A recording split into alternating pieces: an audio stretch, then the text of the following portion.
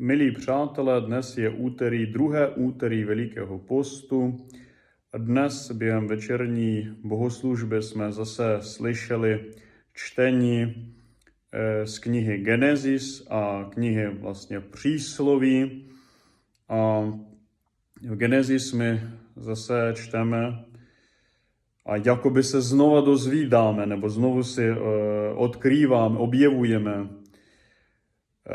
ty metapříběhy našich dějin a čteme o tom, jak Kain zabíjí svého bratra Abela, a když potom se Hospodin Bůh Kaina zeptal, kde je tvůj bratr Abel, tak Kain ještě vlastně říká, co pak jsem nějaký, řekněme, dozor svému bratru.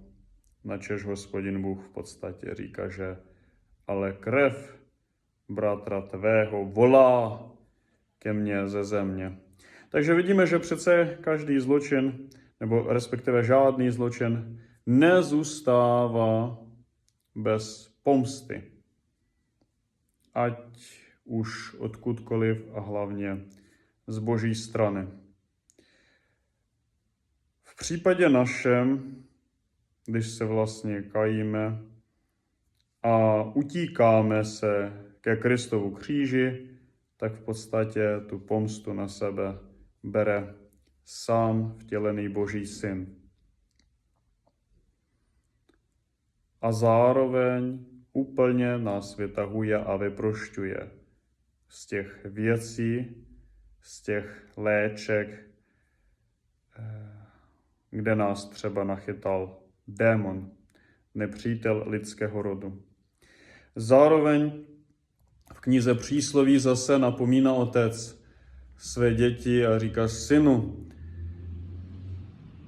nepřeslechni mých rad, mých poučení, nespojuj se se ženou, s nevěstkou, se ženou, jak si v podstatě budeme říkat tak, jak to je, explicitně, jak je to v Bibli, s prostitutkou.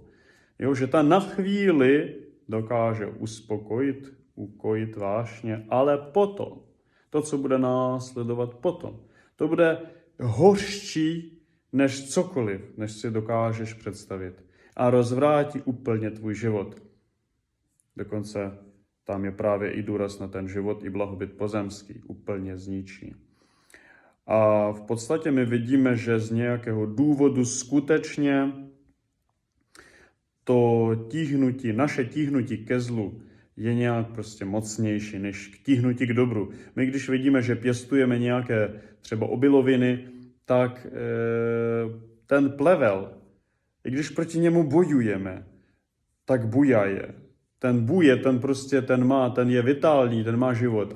A ty rostliny, které pěstujeme, tak i když se o ně staráme, když mnoho věcí děláme, abych to tady nevyjmenovával celé, že zemědělské postupy, tak i přesto prostě stačí nějaká malá, menší chyba a ono to uvadá. Vidíme, že přirozenost naše bohužel je taková náchylná, mnohem náchylnější ke zlu, k té škodě, ke své vlastní škodě, než k dobru. No a co to pro nás znamená? No, měli bychom asi udělat naprosto pragmatický závěr, že bychom měli vynakládat úsilí a k tomu dobru tíhnout, protože to je ostatně dobro naše. V Bohu nacházíme sebe sama, pravíme, vždyť jsme Boží obraz, no tak přece v Bohu najdeme sebe takovými, jakými bychom měli být a vlastně najdeme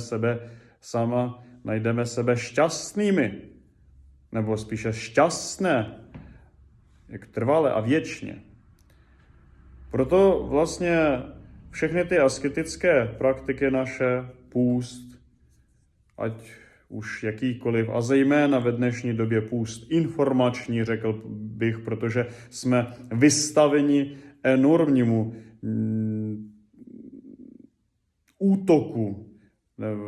Jsme v podstatě zahlceni informacemi a já teď myslím naprosto vážně i třeba ty zprávy. To nejlepší se na ty zprávy vůbec nedívat. Takže jsme vystaveni enormnímu tlaku a útoku informací a v podstatě my víme, kde, co, kde, kdy a v podstatě nevíme o sobě nic. A i komunikujeme s celým světem na těch fórech, jak zabíjíme čas. Na nejrůznějších internetových fórech zabíjíme čas, odpovídáme na všechno, reagujeme na všechno, komunikujeme se všemi, ale prostě s těmi lidmi nejbližšími, kteří nejvíce nás potřebují a hlavně Hospodin Bůh normálně takhle ty karty, řekněme, rozdal, abychom jim věnovali čas, tak těm čas nevěnujeme. Na ty čas nemáme, na sebe sama čas nemáme. Ale na celý svět, na celý vesmír čas máme. V podstatě nemáme vyřešené naše problémy, nemáme vyřešenou nějak, řekněme, chudobu a sociální nerovnost a podobně, ale prostě chceme vědět, jestli je voda nebo jestli je život na Marsu. A to je naše chyba každého z nás, co my děláme. Bylo by dobré navrátit